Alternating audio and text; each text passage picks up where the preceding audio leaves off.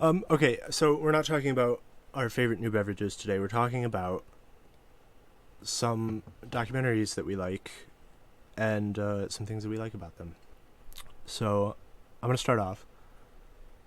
I watched this one a couple days ago. I've seen it a couple times before. It's like one of my go-to, like almost like Star Trek or something. I put it on when I'm like cleaning or putting away my laundry or something. Uh, and I'm a really big fan of this one.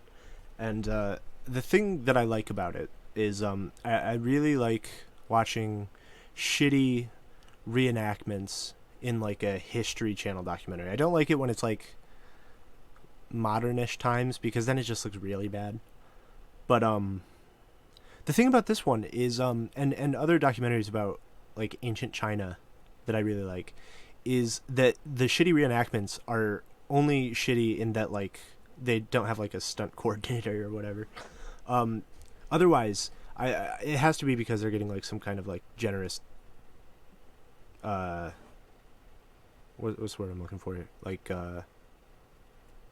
tax benefits and shit and incentives. I have to imagine Yeah. they're getting some like pretty sweet incentives from the Chinese government. Because of course they never, you know, it's all about how cool stuff China did. Um, so in the case of a documentary like this, it's actually got like a huge budget. It's super ambitious. It's really fun. It's just like the stunts aren't good, but that's it. Otherwise they're like good cinematography and really earnest, which is another thing I really appreciate. You could tell when people are just phoning it in because it's like a voice acting gig or something. Maybe stunts are Like when considered anti-communist and disallowed I don't know. because they like distort reality or something like that, What about which is maybe a well, bourgeois I suppose Jackie Chan made all his movies in Hong Kong. construct. To everyone who's listening, I'm not like that kind of person to actually think that that was a joke, but I'm also not a supporter of the Chinese Communist Party. Okay, you were All right, you all right, pulled come yourself on. back from the brink of being John Cena Lay off me, okay? or Chris Pratt or whoever that was. So anyway, all I'm driving at is that China's Last Stand is good. It's on Curiosity Stream, which I don't think is very good, but I'm pretty sure I'm getting it for free somehow. What was it? Spaceship? What was that? Did Spaceship give you a free subscription? Is that what you're telling me? No, it sounded like a spaceship was driving by your apartment.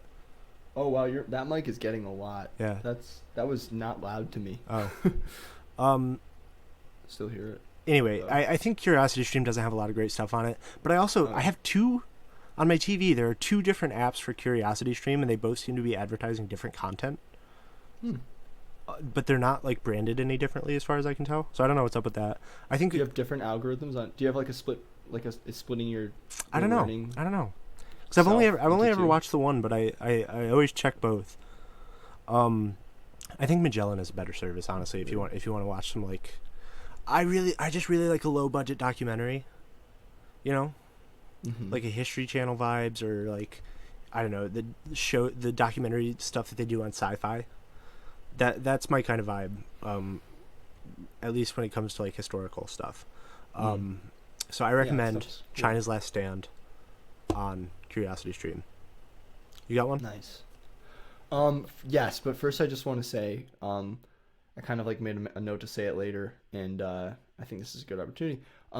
You should. I think that there's something to this thing about you having two curiosity streams, and one of them is like giving you one set of suggestions, and one of them is not giving you that same one. Probably it is because you're watching on one and not really like actually watching, so it's missing certain data about your preferences. You should like kind of run with that is what I was going to say. Like you should try to watch different documentaries on each curiosity stream. Yeah. And see if you feel and see if you develop kind of a double personality when it comes to certain topics. Yeah, you know? maybe I'll watch like another one I love. You know what else I love? I don't have one to recommend. I haven't watched any recently.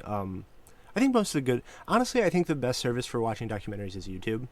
Yeah. I think they have the Agreed. best ones. I love really really low budget dinosaur documentaries. Word. when it almost looks like it's like one of those rubber like toys that you put on your finger.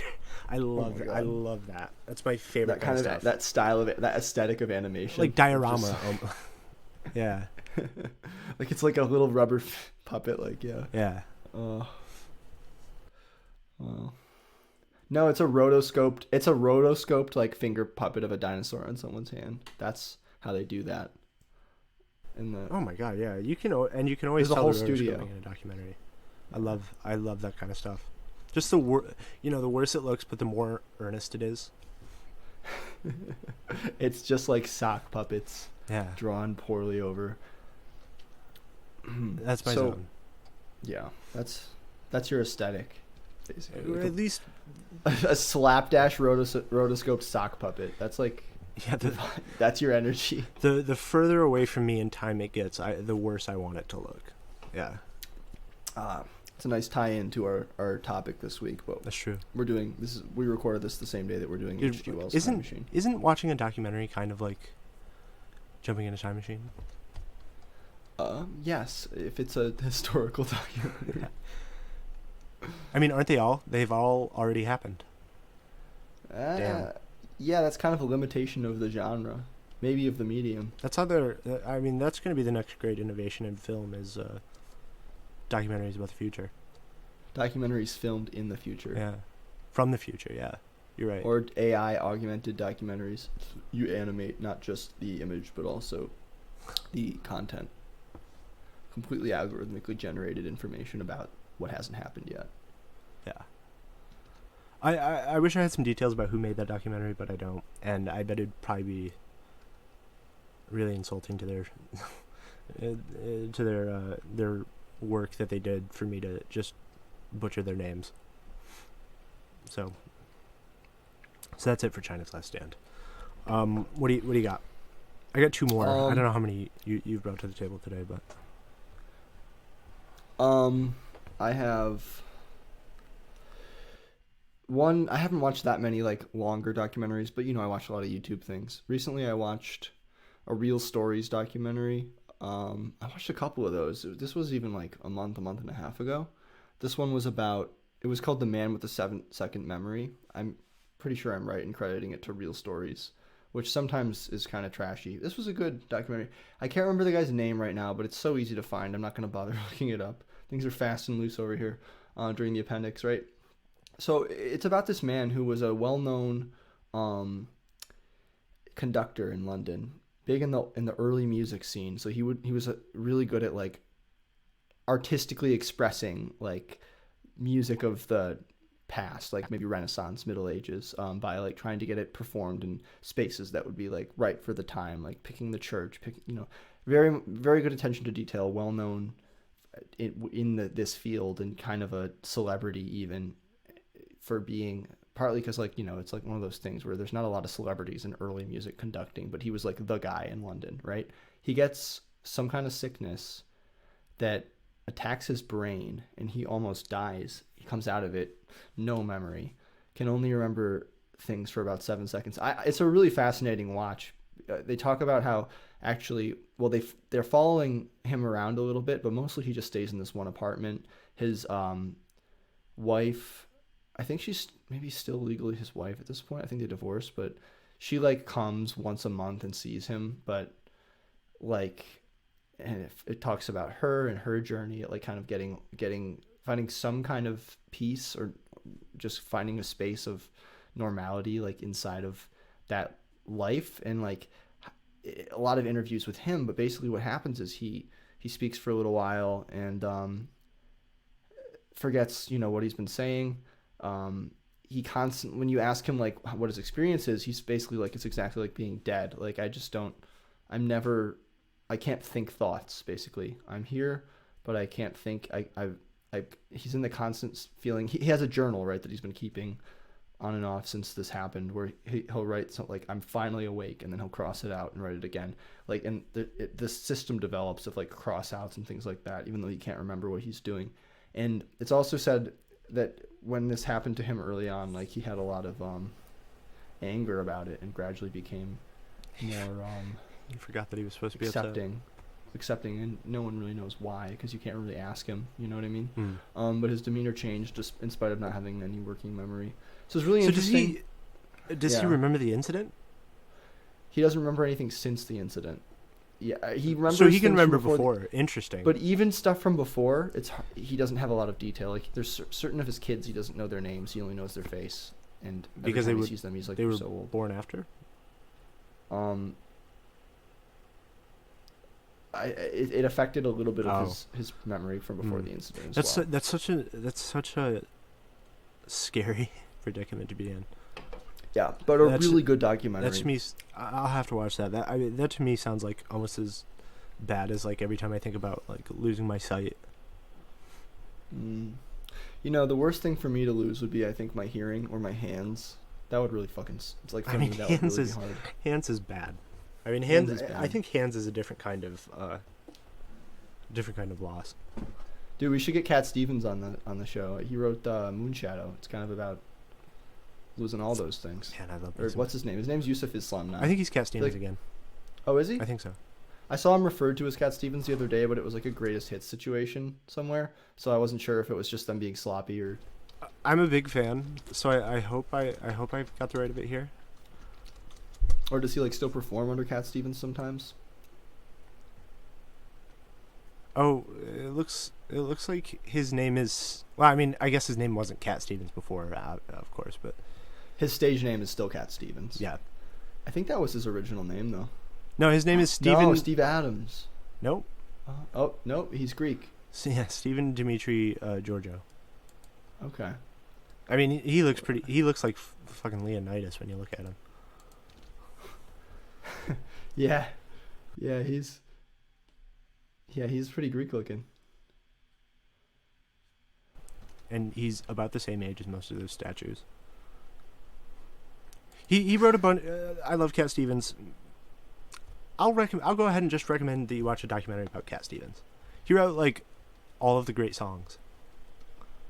Tea for the Tiller Man and Wild World and that one about I would have given you all my heart. The First Cut is the Deepest. That's one I didn't know was by him. I don't know that one actually. I know the other ones. Oh, it's great. It's classic. It's like Rod Stewart. Some other people have covered it. Okay, the next one I'm going to recommend, and I don't know where you'll find this one. I last saw it on Netflix. It says here that it aired on PBS, so it might be available on their streaming service, which is good. PBS is a good one to have. But you should support PBS anyway, but PBS is a great service to have. So this one is called Brother's Keeper, and takes place in Munnsville, New York, which geographically looks like it's South Syracuse by a little bit, but it is, it's central New York. It's close. My Brother's Keeper is central New York. Yeah, I thought that shit happened in like the South. No, it happened in Munnsville. No fucking shit. Yeah. So anyway, this is like the first serious documentary that I ever noticed. I watched it way back when on Netflix. I don't know if it's still there, but it's on PBS. I've been meaning to watch that for years. It's really it kind of like it's about four brothers who live a kind of a lifestyle that doesn't really exist anymore. I mean, I think they're probably gone by now. The documentary was filmed in '92, and they are fucking old back then. But so this anyway, this one is just really close to home to me. It takes place, central New York is where I'm from. It's where you're from. So it resonates with me in that way. But what it's really about is kind of this feeling that exists in this type of place in this country, that you don't matter. In this movie, kind of documentary, not a movie, moving pictures. It is technically a movie, if you're wondering. It's not a. That's right. kind of the storyline of this movie is about how this little town rallies together around these four brothers. Well, three and a dead one. One of them winds up dead, and the town really rallies around them. You really get to see. It's like a snapshot of a community or something. I don't know. I talked in a previous episode about how like community isn't really a thing that seems to exist in a small town anymore. But in this movie, you see it happen, and the villain is like a big city lawyer that comes in. He's the prosecutor. Representing the state.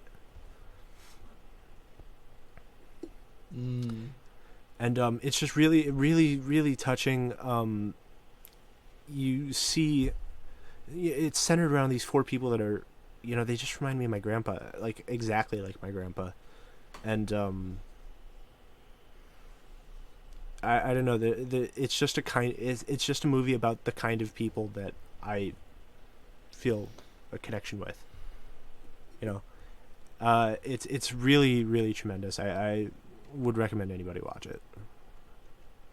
Word. Okay. Yeah. I might watch tonight if it's on YouTube still. Yeah, so it's an IFC Presents, which is maybe I would have either seen it on IFC. I used to watch a lot of IFC, so I probably saw it on there, and then I would catch it again on Netflix. Yeah, it's really, really heart wrenching. Really like makes you want to kind of live that like that it just, I don't know, it makes you feel like the state's out to get you, which they are, and I don't know. And I'll just have you got more? Not really. Okay, well, I've got one that I feel like we can share. Okay. But I've got one last one that I want to talk about myself. Okay. It is a travel series. 2 seasons, I think probably 20-ish episodes. I don't know where you can find it. Had been on Netflix at one point. That's where I watched it. I'm almost certain that it's in an unlisted playlist on YouTube. If you grab a link, I'm sure you can find it. I think probably I would get it from Reddit. Back when I was watching the show and it came off Netflix and I had to keep watching. So like I say, it's a travel show, but it's about it's not, it doesn't feel exploitative at all in the way that those shows do. I mean, these guys go to like North Korea, which I think is probably the most maligned country in the world. And you have this image of how North Korean people are, and they're terrified of the state and everything, and the scene that's making me put this here that justifies the entire show. It's so much better than the entire show, and the show is already great. They're just like on a ferry, drinking with their tour guide and their translator, and like singing like North Korean folk songs and fairy tales and everything. And it's just like, I don't know, it captures like this kind of really sublime humanity all across the course of the show. But if you don't watch anything else, I really recommend you watch. I think it's a 2 or 3-parter about North Korea from Departures. And I didn't catch the name. How can I find it? Departures. Departures. Yeah. Is the name of the show. The thing. It's the show itself. Yeah. Okay. Gotcha. Cool. I'll check out Departures. Thanks for the rec. Yeah. I would put it up there with something like Anthony Bourdain. In terms of like, like I say, it doesn't feel like exploitative. It feels like somebody that's going somewhere to learn and respect the people that are there, and yes, the lifestyles that they live, and I feel like I remember them like always making the effort to learn as much of the language as they're able to. I mean, they're, one of them's like kind of a simpleton a little bit, and the other one's like just a regular guy. So they're not speaking North Korean or anything, but you really, really just get the sense that it's two people that respect people. I showed you the North Korea episode. We watched it at the beach house one time. That's why that sounded so familiar.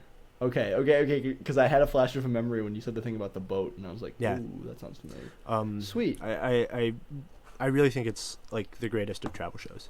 You just gave me another one that I want to recommend. Not Cool. recently, but I thought of it. What you got? And I did no, actually, I watched it in January, and I'd seen it before then. Episode about. Were you gonna say something else about that, or am No, I I'm good. to? Okay, I've just got the one I think we can share left to talk about. right, and we'll do that after. Didn't forget. So, yeah, this was a episode of Anthony Bourdain's. What was that show called? His final show, Parts Unknown. Oh, it was that's what I was gonna say. I didn't expect that. I figured that was an older show. Hold on. Let me just make sure.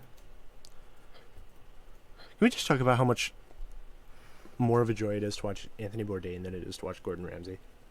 Oh, Anthony Bourdain. Dude. I love that man. Rest in peace, Anthony Bourdain. Yeah, you have like it's Yeah. so interesting. You have like Anthony Bourdain and Alton Brown over here, and then over there you got like Marco Pierre White and Gordon Ramsay. Yeah. Oh, I don't know who the Marco guy is, but if He's the guy that anything like, he's the guy that trained Gordon Ramsay. So you have to imagine how much you can imagine how much worse he is to have like made Gordon Ramsay come to heel. I think if we're gonna do those guys versus Alton Brown, we could do what's his name, Andrew Zimmern. There's probably I have many no newer idea. guys versus Yeah, but then of course Guy Fieri versus Guy Fieri's. I think he's actually probably a nice person. I don't know how he would do like doing what Anthony Bourdain did though. I feel like I don't know if every white chef could handle his job. no, Guy Fieri is at home in like places that have like manhole covers on the wall.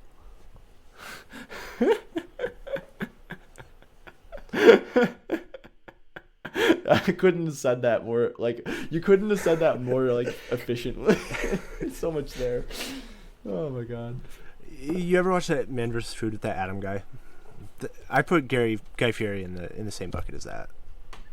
Yeah. He's like the guy that goes to the Heart Attack Grill or something. Yeah. So. Although Okay. Kitchen Nightmares, Yeah. is a good show. The British version, the American version is stupid, but I agree. I have enjoyed Kitchen Nightmares before. So let me just touch back. So Bourdain's show Parts Unknown, his episode where he goes to Artsakh, which he made. It was his second to last, I believe, episode of that show, which was the last show he made. It's that, and then he goes to Georgia too, probably, of course, in the same trip, you know. And so in that episode, he does something which I don't think anybody else in his sort of cultural position was doing. Partly, well, actually, I don't really know why. It is that it's more like I want to focus on, for whatever reason, Anthony Bourdain goes to not just Armenia but specifically Artsakh and talks about the history of that place and some of the geopolitical. What I mean is, you know, the last few hundred years history of war through the Soviet Union and how and the way that it's contested and the role of Azerbaijan in that and stuff like that. I mean, he doesn't. It's not like he's like railing against Azerbaijan or anything, but he talks about it and he talks about the wars and he talks about the fact that this really is an Armenian place. You know, it's land that has been inhabited for so long by Armenians. All this and that's just it's a really good piece of media. When I was explaining to my cousin Pat, who I hadn't seen in a while, like details about the conflict in Artsakh, the invasion of Artsakh by Azerbaijan, right? Like, all that. Like, I showed him that also, and that was one thing that helped sort of give meaning to what I was saying for Pat, because he talks to people, you know, and he, now that I think about it, he's also in Yerevan. He's not just in Artsakh, but yeah, it's just really well done. I just strongly recommend it. We've talked about that war on the show, and this happened before the war, but it's gonna help if you're interested in learning more about Artsakh. It's just a good place to like start. He does a really good job. Yeah, he seems like a dude that was really in harmony with himself. Like he seemed like a really good dude.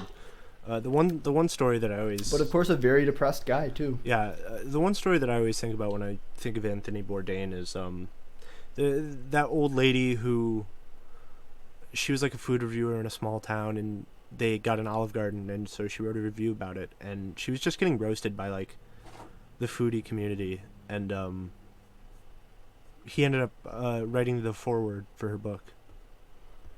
No kidding. Wow. Yeah. He just seemed like a really, really amazing dude. When you said he was in harmony with himself, of course I'm like, well, he killed himself, but That doesn't. it's like it doesn't really. But it's still, I don't know. That's So not the did only Buddhists. way to measure that. Well, yeah, but I mean, Buddhists have done horrible things, depending on the Buddhist. Okay.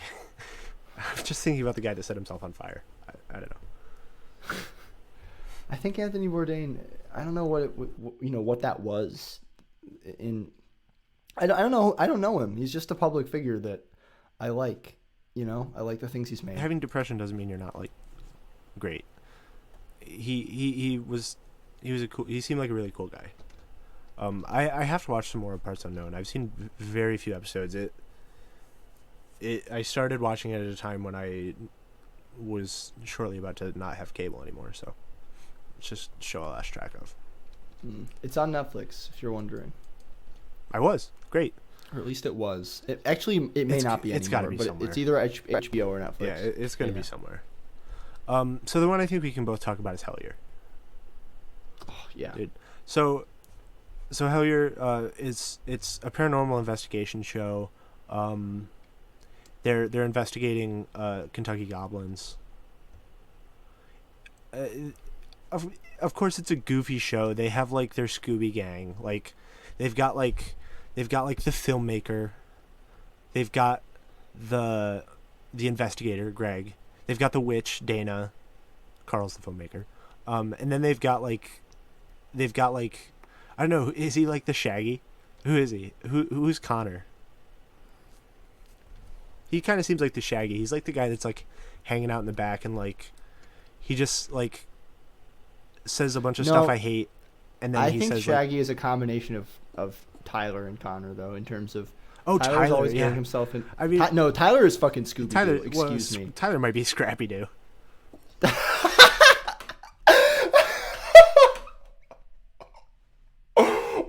Oh my god. That's the funniest shit I've heard all week. Oh my god. That's so funny. It's so true. Okay. I don't know how I'm going to move on from that. Well, I'll do it for you. So Hellier, paranormal investigation. They're going after these Kentucky goblins. They have like a great cast of characters. You can tell it's like, there's a little bit of stuff that I'm like, that you put that there. But most of the time, what I'm interested in is the tone of the show. I think Carl really makes that work with the filter he puts on it. It kind of seems like it's got all the blues taken out, something like that. So it's real dark. Plus, I mean, most of it's in the holler, so it's pretty dark anyway. But it's a really killer show. It really gives you I think it's probably about as close to Stranger Things as you're gonna get in real life, and I think it's really, really cool in that way. And it's on YouTube, no longer on Amazon. You have to watch it on YouTube. I mean, you can buy it on Amazon, but suck it, Jeff Bezos fans. Yeah, dude, I hope they forget that he goes to space. I guess he's not going to space, is he? Is he not? Maybe he is, but I was under the impression that they couldn't fund the project. You know what he could do for all of us that would make me okay with him having billions of dollars? Get lost. He could in just space. completely melt himself into an AI that like helps us constantly with our lives. Dude, he would be like a completely subservient, a a completely subservient AI. Just like he like decides to altruistically like give himself immortality in a way that makes him makes him just like the asswipe of every home. Just a completely, I don't know, decentralized web of like little Bezos bots that have to do whatever you say. Yeah, Like but a I just think socialized Amazon. I just think they would and make trap all the Bezos wrong inside of decisions it. though. They would like they would put Gilbert Gottfried in Alexa or something. It'd be terrible.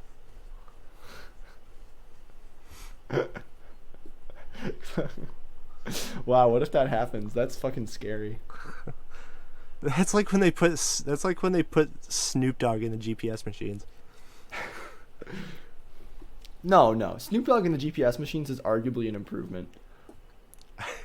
I don't. You're right. I'm just jealous that I never had one. Better than Yoda. Well, at least because Yoda's gonna say like, he's gonna say like left you must go, but first go right.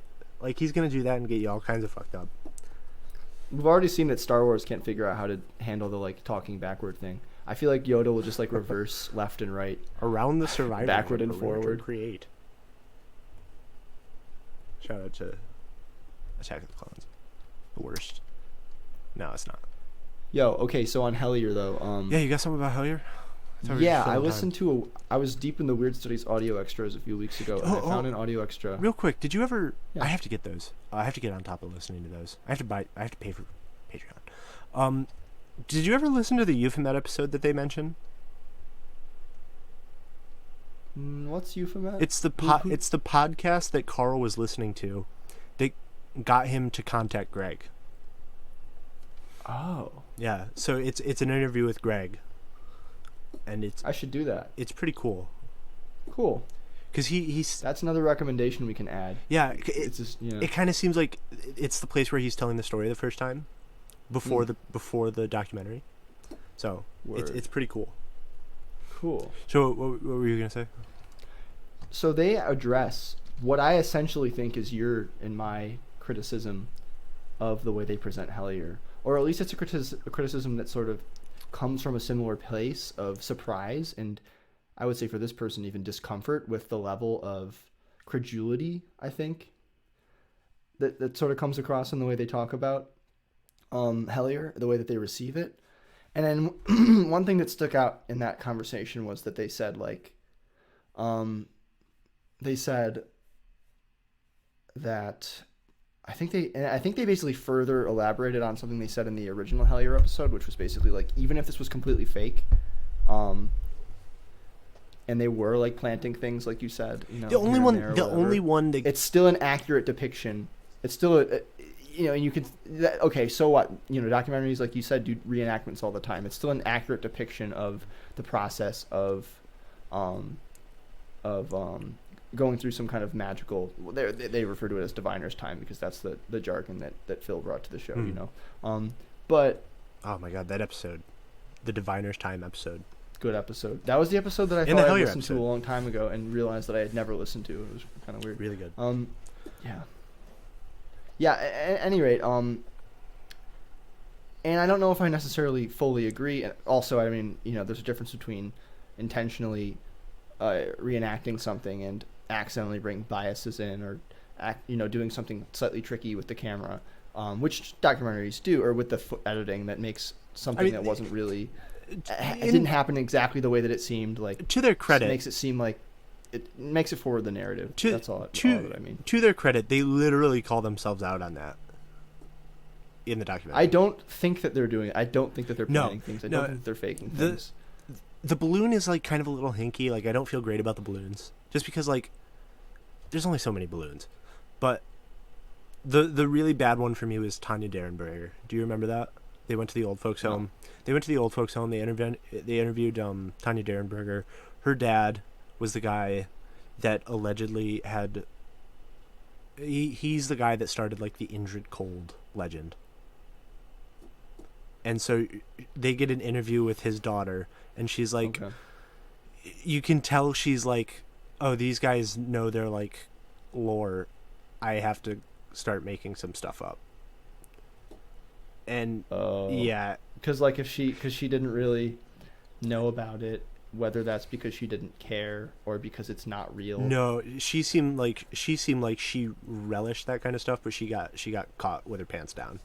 Oh, word! I don't remember that actually. I missed. You gotta watch it. They kind of exposed some inconsistencies. And she's just doing stuff. She's just doing stuff like she's like backtracking. to say like, oh, and this is why we didn't get caught. Oh, and if you want to send a message, the best way to send a message is through me. This kind of stuff. That I remember. Yeah, that's the only one. That's the only thing. I think everything else is fine. I think it's so good. Cool. But the first season's better. Word. I'm gonna go back and watch it. I'll probably watch it while I'm packing stuff up, getting ready to move. Yeah. Which Especially, maybe we do our. I don't know what the licensing stuff. You might not be able to get it in Armenia. That's true if it's Stuff not available is, like, in different restricted countries. nationally. Yeah, that sucks. I mean, I feel like most of the time that goes between like very large markets. And you can always get a VPN or whatever. But. Yeah, that's true. Just a country with a small population relative to like the U.S. market And or Russia or China. Or not like China. I imagine like not like an English-speaking country.